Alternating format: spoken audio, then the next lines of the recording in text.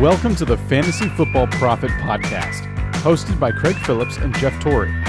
Visit us at fantasyfootballprophet.com. And now your hosts, Craig and Jeff. Welcome everyone to the Fantasy Football Prophet podcast. I'm Craig Phillips, joined as always by Jeff Torrey, and today we're going to be talking undervalued players. We each have 5 players we've picked that we think are still really undervalued for where they're going in drafts and where they're ranked right now as we get closer to draft season. Actually, I guess we could say we're in draft season, right, Jeff? We got the Scott Fish Bowl started yesterday. So I guess draft season has officially begun. And I think you kind of like the team we've put together is pretty solid. I mean, it's a super flex with weird settings, so it's not normal. We drafted Travis Kelce as the 5th pick in the entire draft, which might seem crazy to some, but I mean, I think you still feel pretty confident in that, don't you? I love the team. I really do. And this is why it's so wonderful to play in a league that has, different type of rules. You just don't lock and load like, you kind of, okay, this guy would be good or this guy will catch a certain amount of balls. I really love the QB situation. You can play up to 2 if you would like. So one is going to be a flex, and then the interceptions get ramped up to -4. So all of a sudden you can't have like a Jameis, playing because he will get you a lot of points, but he'll lose a ton of those too. So it definitely amps up the level of attention you have to give to, sussing out what is real. Yeah, I think it's a lot of fun to have different random settings that make you think a little bit. So I might have one player that we made it into our fishbowl team that's on my list today. So we'll figure out that. A couple guys I wish we would have got, but we just missed out barely. So overall good team though, but we'll be finishing that up. Not finishing that up soon. Feels like we should, but we're in like around 8 or 9. There's 22 rounds in that thing. So we'll be going for a while. Looking for some updates on Instagram at Fantasy Football Prophet, Twitter at the FF Prophet. Check those places out. We'll put in different updates on what our team is looking like. All right, so let's just jump into this episode, Jeff. We got 5 players each. Let's start with your number 5 most undervalued player for 2020. Number 5. And this one is a borderline case, but I did want to bring his name up because I don't feel like we talk about him near enough. And he kind of gets forgotten, even though he was a very high draft pick only a few years ago. And I'm going to go with Leonard Fournette. So is he, overlooked? Yes, but not by as drastic the amount as other guys I will talk about. But right now, and I'm, going off a fantasy football calculator, you can obviously look up ADP, so average draft position.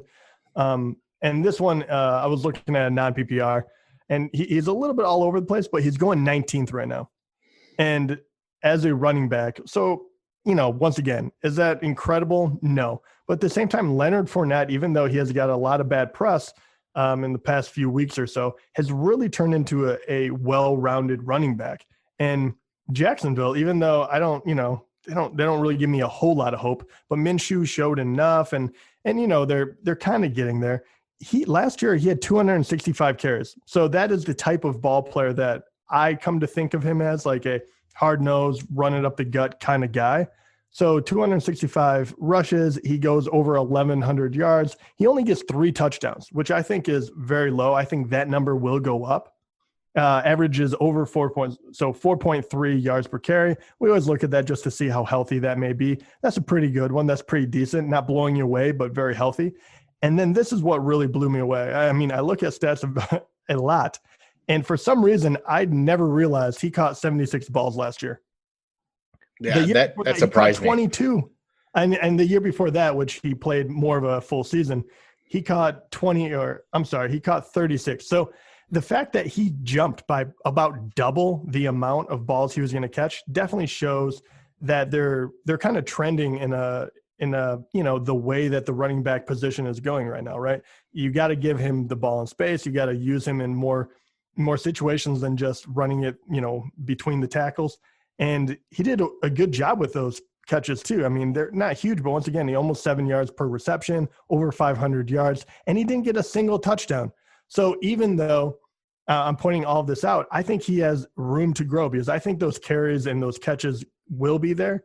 Maybe not at 76, but even if he caught 60 balls or whatever it may be, got the same amount of rushes, I guarantee you he gets more than 3 touchdowns next year. I think that is fluky. So I think that he is being just appreciated in general. And he is a freak athlete. He is unbelievably good. So you do need him as a kind of a cornerstone of that offense, and they're going to keep giving it to him. So I wanted to throw his name out there right now. 19th as a running back, I think is far, a little too low for Leonard Fournette, even though he's had some injury issues and he's had some bad press, but he is one talented player. Yeah, you told me that reception number the other day, and it kind of threw me off. I'm like, I didn't remember that Fournette had caught that many balls last year. That really surprised me, and no one talks about that at all. And it's just everyone's down on Fournette. And, I guess in a way he hasn't lived up to what we had quite hoped for. But, if you're getting him at 19 on Fantasy Pros, he's like 17 ADP. So he's right in that range. That's where he is, 17 to 19 to 20. And I think that's pretty good value for a guy who's going to have over 250 carries at least, right? Last year, 265 carries, 1,100 yards, and he's supposed to be 1,100 yards and 76 receptions. That's actually fairly good numbers, I would say. And that he is getting a little overlooked. Those touchdowns weren't there. You throw 5 more touchdowns on those numbers last year, and everyone's in love with him this year. So. Oh yeah, and even more so, I always love these guys, right? Because last year he would have ranked the 13th best running back. And like you said, you throw a couple more touchdowns on there, and all of a sudden he's in the top 10. Yep. It's really, really crazy. And he missed a game too, so that would have helped. But and even crazier is, you always think about these like high-profile guys coming out of college, but after a few years, you kind of forget about them, especially if they go to a team that maybe is not necessarily a contender. And the guy is only going to be 25.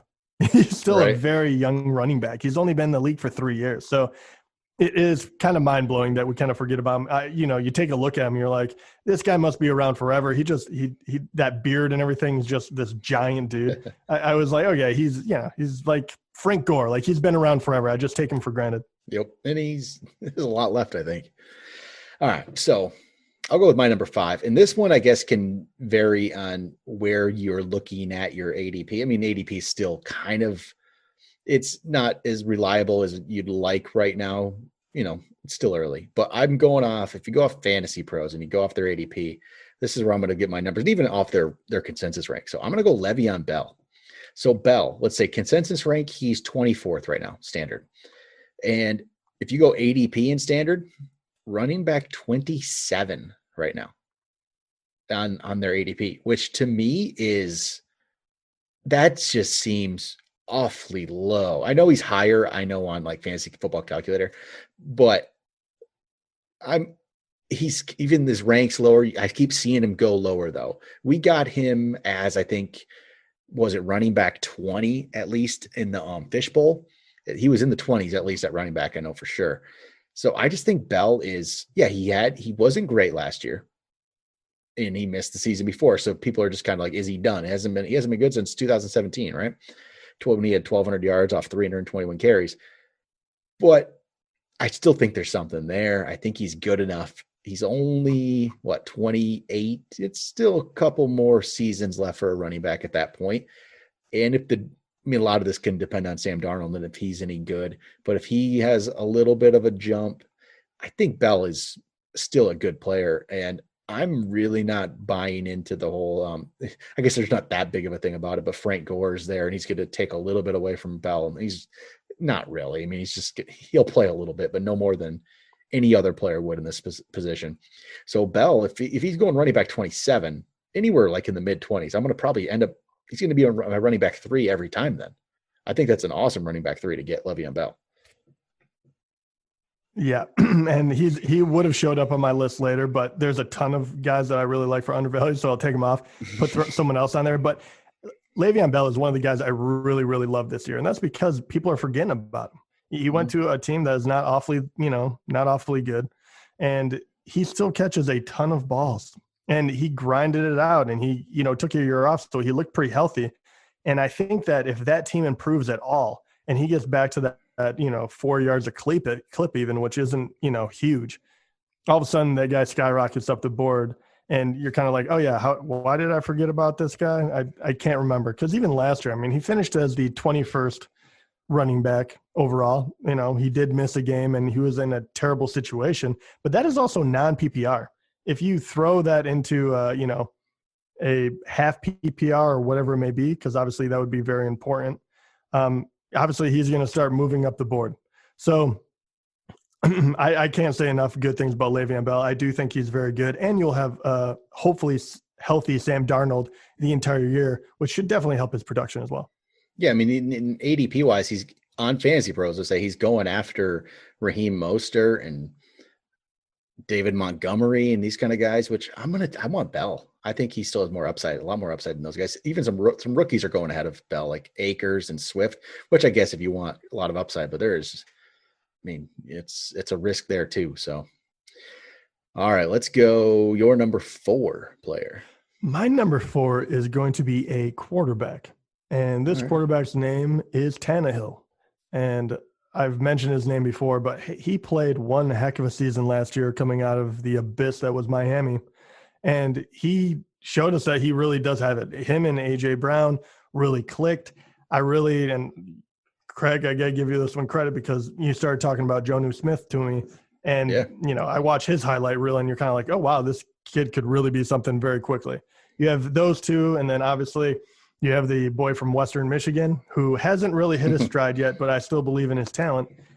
And you look at what he was able to do, right? So he came on in week 6, really. But if you go from week 7 on, when he actually got to start all of those games, he was the 3rd best quarterback in the NFL. 3rd. The only 2 people that beat him were Lamar Jackson, so duh. And then Ryan Fitzpatrick, who was slinging the ball because, they had to. So he was actually ahead of Mahomes there in that stretch, even, which is crazier. Yeah. So yeah, I mean, it is a pretty crazy one. And I think was Mahomes hurt a little bit just to throw that out there. He only played 8 games, but even points per game though. Either way, I mean, he beat out Dak. He beat out Josh Allen. He beat out Jameis Winston, who had over 5,000 yards last year. He had, beat out Russell Wilson, who I personally love.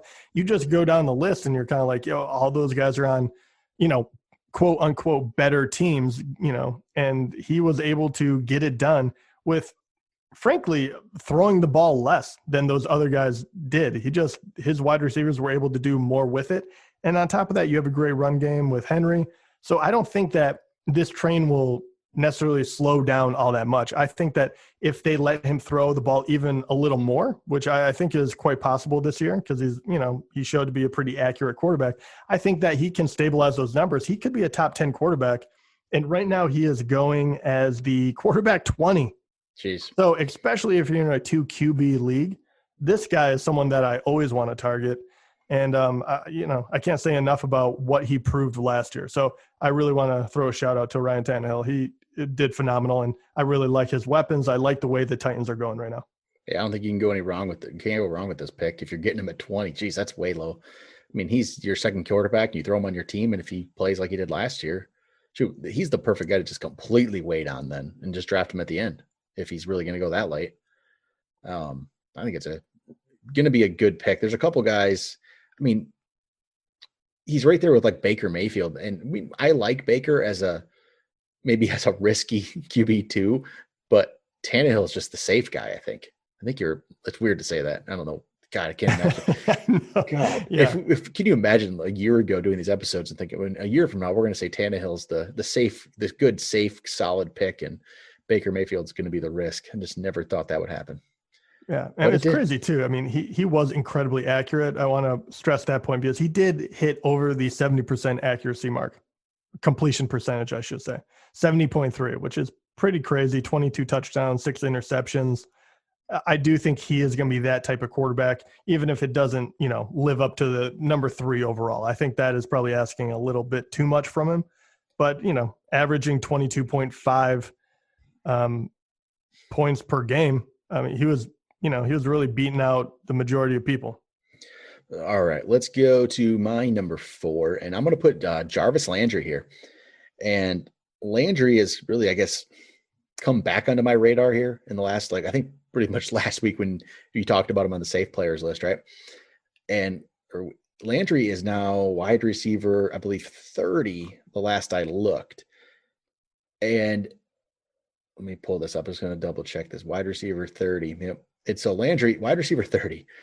if you go look at his last 5 seasons, and this is standard scoring, even going standard scoring, and Landry we always know of as PPR, right?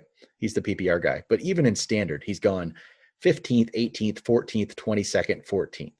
And that's standard scoring for a guy who catches a bunch of balls. And you're going to get him in the 30s. I don't see how you can go wrong with this. You're getting a wide receiver 2, and he's going to be your 3 or even maybe fourth wide receiver in some instances. And you're just paying nothing for him. Again, that's another Scott Fishbowl player we got. We got him in the 7th or 8th as our 3rd receiver. I mean, you just can't go wrong with this pick. I feel like, yeah, he's wide receiver 30 currently, just one spot ahead of Gallup and Hollywood Brown, and he's behind. He's still behind Deebo Samuel, who's currently hurt. So, man, I think Landry is just so extremely safe. And if he's going to be your 3rd or even 4th receiver. You can't go wrong with this. And he's going to finish top 20. I really believe he's going to finish top 20 again. I mean, history tells you he's going to finish top 20. So why wouldn't he again? And if anything, that Cleveland offense should only be better, I believe, this year. They really disappointed last year. So Landry as wide receiver 30, I think, is just way undervalued. Yeah, I mean, what can you say? Once again, he's a tremendous player. He really picked up the slack when OBJ didn't really work out necessarily last year as well as we thought he was going to. He was still able to get it done. And yeah, I mean, heck, he's just a very good wide receiver. He runs some of the best routes in the NFL. And I agree with you. He's never the guy like the sexy pick. But if you just look at where he's finished in the last, 5 years now, you forget how long he's been around, but he finished positionally. So this would be wide receiver, but he finished 15th, 18th, 14th, 22nd, and then 14th last year, even after all of that went down. So he is very, very safe. So I really like everything you said about him. All right, let's go to your number 3. Number 3 is going to be a guy that I keep coming back to because I just can't believe he's dropping this far. And I think that the idea that he is on his last leg has just gotten out of control, and that's Todd Gurley. So Todd Gurley is right now and this is in the past month of ADP. So it does show, it should show kind of right now where people really figure you should go. And he is going as the running back 28. Like, get out of town. It just doesn't make any sense. And I understand the worry that maybe his knee is hurt or something of that nature, but still 28 is far too low. Even if you have worries about that, he would be, worth taking, the chance on. But even besides that, last year, his team was not very good, right? The Rams really struggled on offense. Their line kind of fell apart. They couldn't throw the ball. They couldn't do a whole lot of anything. And on top of that, he was supposed to be hurt. He was supposed to have a damaged knee. He was supposed to be degenerative. And the guy is still ranked as the 12th best running back after all of that. He still managed somehow to get in the end zone 12 times while rushing the ball. It does not feel like if he really does have that kind of type of knee issue, I still think that you have a couple of years before it really affects him. So he's going to go to Atlanta. I think he's going to be on look for blood. I still very much like this guy, and there's no way that you'd be taking. I mean, who are you taking before this guy? I really have to take a look at where he's going. Like, what other running backs are going to go ahead of him? I don't know. I mean, at 28, it's pretty much everyone. So I'm just kind of blown away right now. That's if you can get him that late, I mean, he's going to be the one that goes all over the board. Some people, you'll get a draft where people do fall in love with him and he goes, much higher, but he's going to fall in drafts. And I think last year was much more to do with that offensive line than it was his knee. I really obviously the knee is going to be an issue and it's going to cut his career short, but it's not going to drastically, hamper. It's gonna hamper him slightly. Maybe he gets less carries.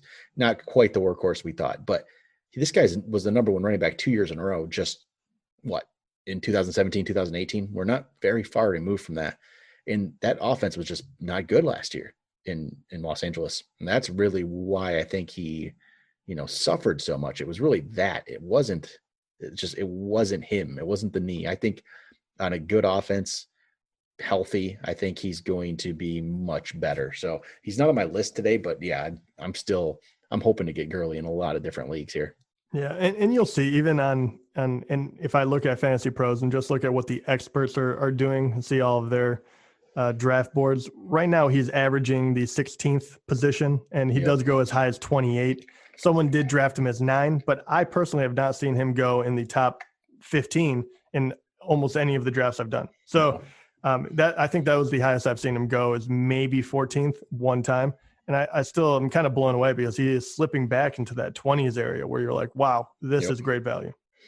All right, let's go. My number 3. I went back to receiver here, and I'm going with Brandon Cooks. I'm on board actually with Brandon Cooks right now, and he's going wide receiver 34 right now, ranked actually 36 consensus, but going 34, which still that puts him as basically a 4th receiver. And I mean, there's injury concerns, I guess, with Cooks. I mean, he's kind of it feels like he's slightly banged up a lot. Last year was the concussion issues, but I mean, he missed some games with New Orleans, 4 games, the first 3 years. With New England, he missed 1, or no, he didn't miss any. He was the start. I'm looking at the wrong numbers. Here we go. He missed 6 games with New Orleans his first year. And that's it, really, other than last year with the concussion, right? He missed 2. He wasn't the same after the concussion, but I think the injury concerns are a little overblown, possibly. And, the concussion thing it's worrisome in a way where if you get more, but, that can be any player, right? Any player in the NFL is like one hit away, right, from not being valuable anymore. So Cooks, someone has to step up and be that receiver there. I mean, Will Fuller has that potential too, but again, another guy who Will Fuller, I think, has real injury concern. I think he's hurt right now. I mean, pretty much, right? No joke. I think you read the report about Watson throwing to his wide receivers, and the only guy that was missing was Fuller because he hasn't been cleared yet. Like, oh yeah, no duh. Okay, of course he was. And then what? Then their number 3 is going to be Randall Cobb. Do you trust Randall Cobb? I don't trust Randall Cobb. Cooks, I think, has a big chance to, be a top 20 at least wide receiver. I think top 15 receiver. He has the talent to do it. He's been up there many seasons. It's not nothing new for Cooks. He's been 12th, 8th, 7th, 13th. And last year, obviously, didn't happen. That was not a very good season because of the injury, was the concussion. But if he's right from that, he's going to be great. And get him at wide receiver 34, put him as your 4th receiver. You can't go wrong with that. So Cooks is my number 3. All right, let's jump to get into the top 2 here. Go to your number 2 here. My number 2 is going to be Stefon Diggs. So he is a wide receiver that we always liked here on the show. I think he has tremendous upside. He's shown it for kind of 1 year, but he's always had big playability. And I like the fact that Buffalo, a young team that has a strong arm quarterback, maybe not the most accurate, but they go out and they get Stefon Diggs, right? He's going to be their number 1. He's going to be like the addition to what they need to do in order to amp up that passing game. And my initial thought is Buffalo, I mean, do they really pass? Besides for John Brown last year, no one really caught a lot of balls. But I think that Stefon Diggs kind of walks into that John Brown role. I think that you can guarantee that they're going to target him a ton. What John Brown, I believe that he was in the mid-70s for receptions last year. I think you can believe Stefon Diggs will hit that mark, and he's more explosive after he catches it. And that's nothing against John Brown. He did tremendous last year. So I'd really, really like where he's what he's bringing to the table. And right now, and last year, he finished 18th on a team that ran the ball a ton with Delvin Cook. And right now, according to different places, obviously, these are all over the place, but Stefon Diggs is going as the 21st wide receiver and as the main guy there. I mean, there's no doubt that he is going to be the number 1 wide receiver in Buffalo. I think that is a extremely good price, and I think that he has a very, very high ceiling. So I've seen him even go lower than that. And like in the Scott Fish Bowl, I know that is different rules, but he hung around for a very, very long time. So I think because he went to Buffalo, people automatically downgrade him because of, like the things I talked about. Maybe not the most accurate quarterback, but he's getting better. And I think he can throw the deep ball. Stephon Diggs can definitely get behind you. And if you get the ball to him in space, he's going to make something happen. So Stephon Diggs, I think, is being underrated in my opinion. Yeah, I'm completely on board with that. I'm going to keep him off my list today, but I actually put him on a list I put on Instagram yesterday. Obviously, everyone knows I love Diggs. So I'm just going to add a couple other players here just because. So Diggs isn't going to make my list, only really because of that. But yeah, wide receiver 21, it looks like right now, somewhere in that. He goes in that range. He's in the 20s. He's actually consensus-wise on Fantasy Pros. I mean, ADP is 20, but his rank is 27th even. He's way down their rank, which is crazy. I mean, he's the number one on a team that's going to probably throw the ball around a lot. And I mean, I think I like the Buffalo offense. I mean, the funny thing is, I don't think Josh Allen's like a really great quarterback, but I think it's going to do enough to make that team good in fantasy, except I do have slight worries. Okay. I'm starting to have this, like the Mitch Trubisky feel a little bit with Josh Allen. I'm hoping that doesn't happen. You know what I mean? Like, it was good. He was 2 years ago. Trubisky felt like he was just going to be a good fantasy quarterback, even if it wasn't great in the actual NFL and make the players around him good. And then last year happened. And I just worry about that with Josh Allen a little bit. I've been getting those vibes. I'm just trying not to let it affect me too much. I think True. But even with that, I mean, Allen Robinson did just fine, even with Trubisky. And I don't think he's Trubisky. Obviously, just the running ability alone sets him apart. But I get what you're talking about with accuracy and all that. I don't think that he is a wonderful quarterback. And I actually shied away from him for a very long time because of that. But they're definitely doing what they need to in order to put the people around him and kind of succeed in the type of football he can play. And I really do think that Diggs is that perfect guy. And last year, I think this shows it too. He was 5th when it comes to yards per reception. He's that type of big playability. So I think that is the type of guy you need. And you saw with someone with a strong arm like Lamar Jackson, Marquise Brown, he doesn't have that kind of speed. But at the same time, if you can get behind him, you don't have to be the most accurate. You can just kind of toss it up and Stephon Diggs will go and get it. Not to mention you just throw a screen pass to him and he'll get 10 yards for you every time. So that's why I really do love him. I think they're going to use the crap out of the guy. I love the Allen Robinson comparison there. That actually makes perfect sense. Yeah. Trubisky wasn't great, but Robinson still was. His number one was still really good. Why can't Diggs be good even if Allen isn't? I think Allen's better than Trubisky. So at least a little bit now. a little bit, hopefully. All right, let's go here to my number 2. So this is a funny one because we did a early on in the off season. We did like an overvalued list, and I put this guy on my overvalued list. It's just funny how that works, right?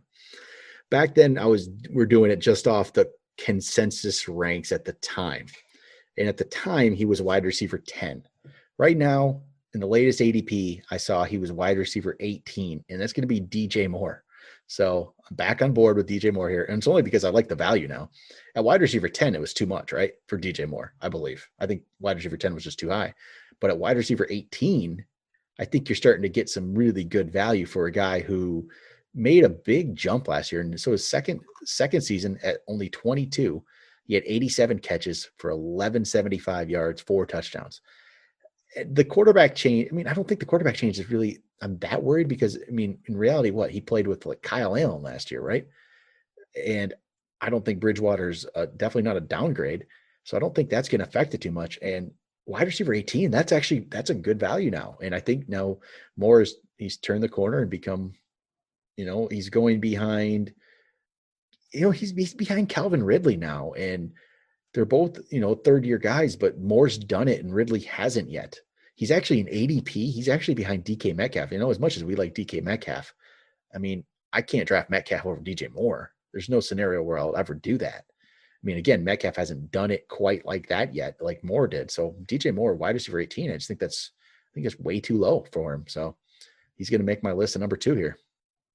I actually did not realize that he dropped down in ADP, right? Because once again, I was a huge, I don't dislike DJ Moore. I just think that everyone hyped him up too much in the beginning, like you were talking about. And I don't think he's done it yet. And I don't particularly like the offense he's going to, even though I think he's a very dynamic playmaker. I think eventually he will get there, but I think it's just a slower go for him. So I do like 18th though. I think that would be about the spot where I was like, okay, who else is around him? Maybe he's worth the risk. because it's not a guaranteed thing by any means. And you don't know what his touchdown production would be like at all. That could be all over the board.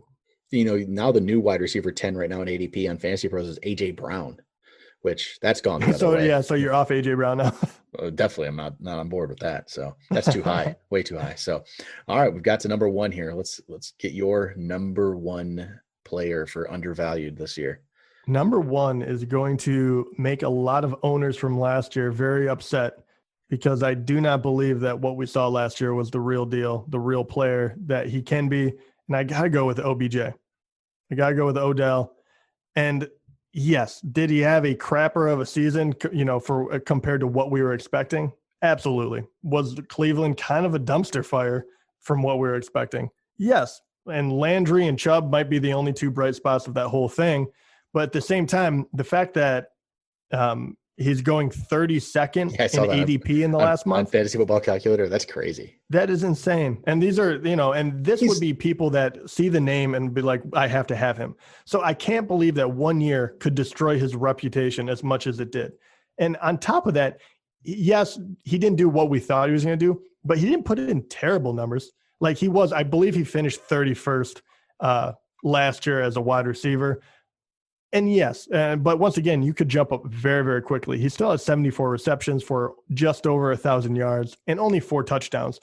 But at the same time, you're trying to figure everything out. That line sucked. Freddie Kitchens just couldn't get it done. Landry kind of outshined him. But I really think that you're not going to pay this guy that type of money and bring him in if you're not going to make it work. And 74 catches for 1,000 yards isn't what you brought him in for. And I think he can do a ton more.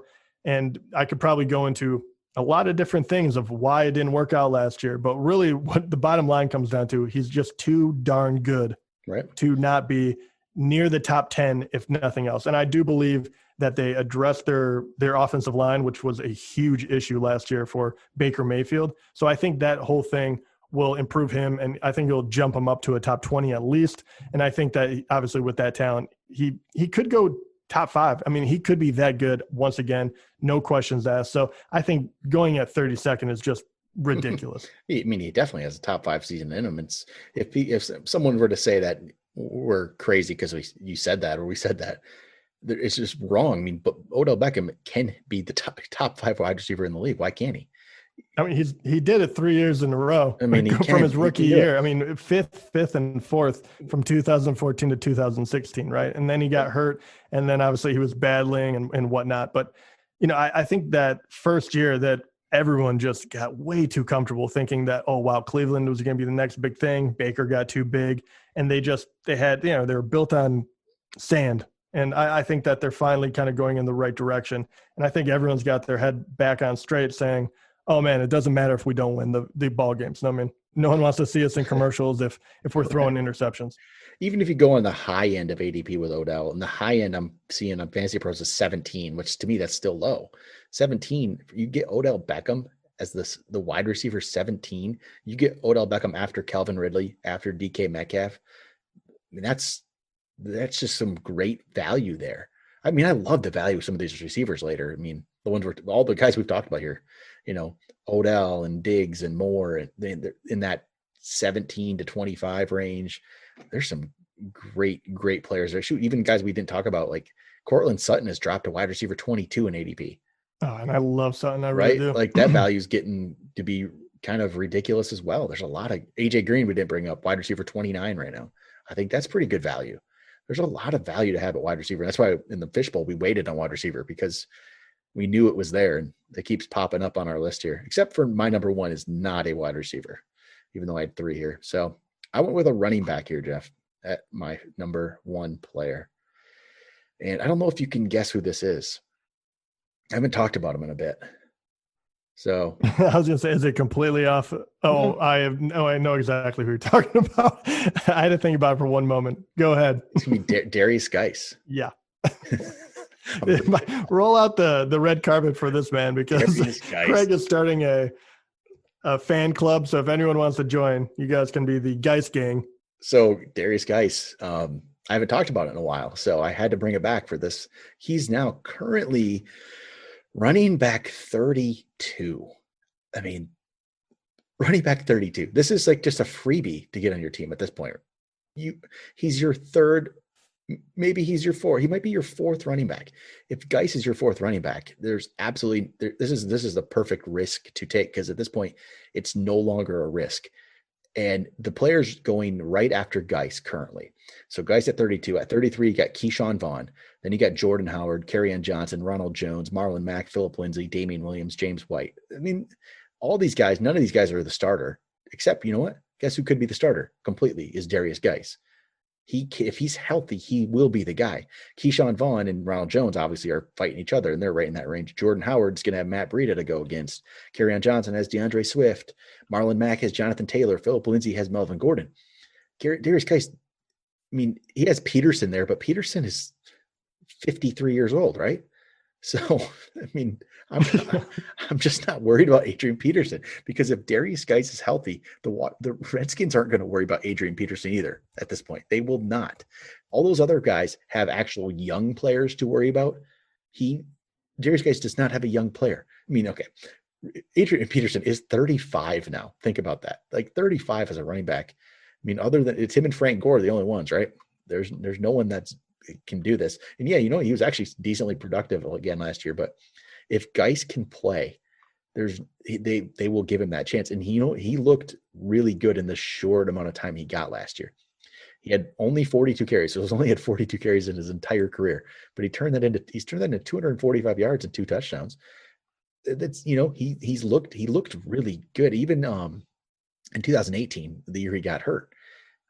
In the preseason before his injury, he was actually impressing me. I thought he was looking really good.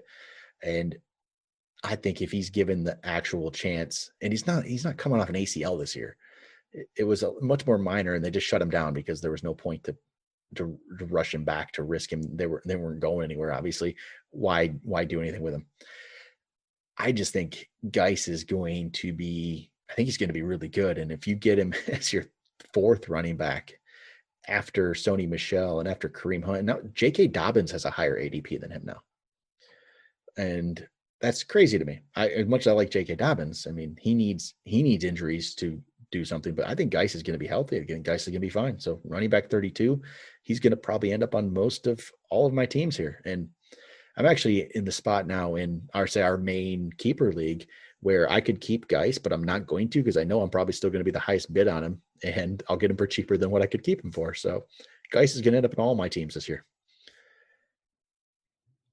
I want to fight back against you because I know that you love him so much, and I just want to rile you up. But running back 32, I mean, yeah, I can't. I mean, the value is very, very good, and you're absolutely right. I mean, as much as it pains me to say, the guy looked tremendous. He looked like the real deal, and that's the thing. When they drafted him, we were all really, really hyped about him.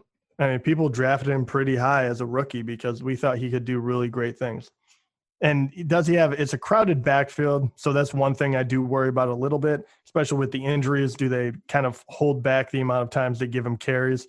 You have a lot of guys in that backfield, and they just drafted another guy that you're pretty high on. I mean, how do you think that, Antonio Gibson, he's a very freak athlete that they drafted to be there. They have Adrian Peterson at the same time. I know everyone hates when I talk about Bryce Love, but that guy was going to be, the top running back a couple of years ago if he didn't get hurt. So they do have and then on top of that, Washington is just not that great. So can any of that stuff derail him? Or do you think that as long as he stays healthy, he will get the bulk of the carries and he will be the guy? Or does he still have to overcome a few other things? No, because I think people forget that last year, so I mean, obviously he had 2 injuries last year, right? He had a torn meniscus first, but in week 1, Adrian Peterson was a healthy scratch because Geis beat him out for the job and they did not need him that week. I mean, Adrian Peterson was a healthy scratch. Geis completely beat him out for the job. And that was after coming back from an ACL injury.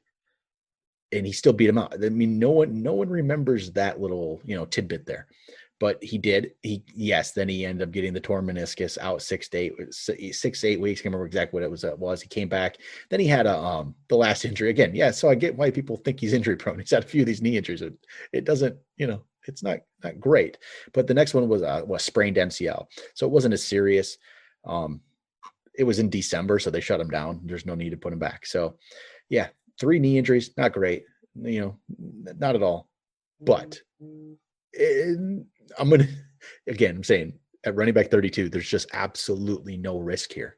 And you put him on your team because you have a potential, starting running back here as your 4th guy. And there's just nothing can go wrong with this. If he doesn't work out, great. What did you miss? You missed Jordan Howard. Who cares, right? So just put guys on the team. So I actually cracked up. I was looking up to verify some of the injuries he had just to make sure that we weren't, that we were telling the truth. And it's very true. And the meniscus tear, he missed 10 weeks. But in this interview that was conducted by Kareem Copeland on January 31st of this year, I actually cracked up because one of the things that Geis says at the end, when the whole thing is about how he's getting frustrated, he just wants to be healthy, just wants to play. He says, I'm tired of always hearing he shows glimpses, as we pretty much talk about, like, he looked pretty good. And Geis said, I want to show the whole thing. I want everyone to see everything. And I hope he does. I'm rooting for him because I don't want anyone to lose their place in the NFL because of injuries. Yeah. So there, I think I like that quote from Geis. It's a good way to end it. So there was a lot of other players we could have put on this list, right? I mean, there's I'm not gonna lie. There's quite a few because there's a lot of really good talent later on. And I think Craig hit on it when you were talking about wide receiver, especially. There is a lot of young talent that could really do something this year. It is very deep. And it's kind of one thing that I found crazy is a guy we talked about earlier in the year for a fall off was Mark Ingram. And it feels like everyone kind of bought into that. And then J.K. Dobbins really put that over the edge. Where his ADP right now in Ingram on Fantasy Pros, his ADP is 26 now, running back 26. And I want to draft him again. Right? In Dobbins, running back 29. Isn't that so bizarre? It's really funny too, because I know that you're supposed to, rank these guys and say, when I would take him exactly, but really the perception, it's almost like the stock market, right? The perception really drives who you get and when you can get them. Mm-hmm. And someone like Mark Ingram, who, you're fighting father time at one point, and you do have J.K. Dobbins is going to be the heir apparent, and I think he's going to be for big things. But don't fall asleep on someone who's done it for this many years. I mean, it's a very, very dumb thing to think that someone will fall off just because you want them to. Yeah, and I like Dobbins. I thought he was going to be good value to get later, and possibly take over for Ingram at some point. But that was complete, guessing game at that point. But now people are actually drafting Dobbins like it's going to happen. And that's a big risk right there. I mean, if anything, maybe he's just in the Gus Edwards role and gets that many carries. Yeah, he could be valuable, but there is no, we were putting Ingram down lower as in not put him top 10 like he finished last year, right? More like 15 to 20 range, maybe a little after 20, but 26, it's starting to get the value starting to become interesting. I'd rather have him than David Montgomery. I'll keep bringing David Montgomery up, but I'd rather have a lot of guys than David Montgomery. So, yeah, I know. He's the one that's easy to pick on. but all right, yeah. There's other guys still throughout there that I know. Marvin Jones, I think, still good value, like wide receiver 42, something like that, which is I think pretty good value. But there's a lot of players out there you can help at the end of the draft. So don't just take that part very seriously. I think that's where you can win your draft is at the end. And there's so much, especially wide receiver. The talent is just all over the board there. So, but all right. I think that's all I got, unless you got anything else. No, go on forever on this topic, but no, let's cut it off there. we'll be back next week with 2 episodes. We're going to do our players we love episode, which we do every year. There might be a couple guys that come from today's list and end up next week. I don't know. We'll see. I like how everyone knows. They're like, oh God, we have to hear about Geis again. Maybe he's on next week's list. We will find out. There will be other guys. We're gonna try to switch it up a little bit. These are the guys I like the most, but then there are other guys that their value might be like where it should be, but it doesn't mean I don't. They're not really undervalued. They're just valued correctly. That doesn't mean some of these like I don't know. We'll find out next week. How about that? And then also we'll do breakout players as well, which there'll be a couple more in there as well. I won't put Geis on that list. I'll keep him off the breakout players list, even though he probably could be on that too. Maybe bounce back. Maybe he'll just be. I guess you have to, actually produce before you can bounce back. Maybe he'll be number 1 on all the lists. We'll find out. But all right, that'll do it for this week. We'll talk to you guys next time.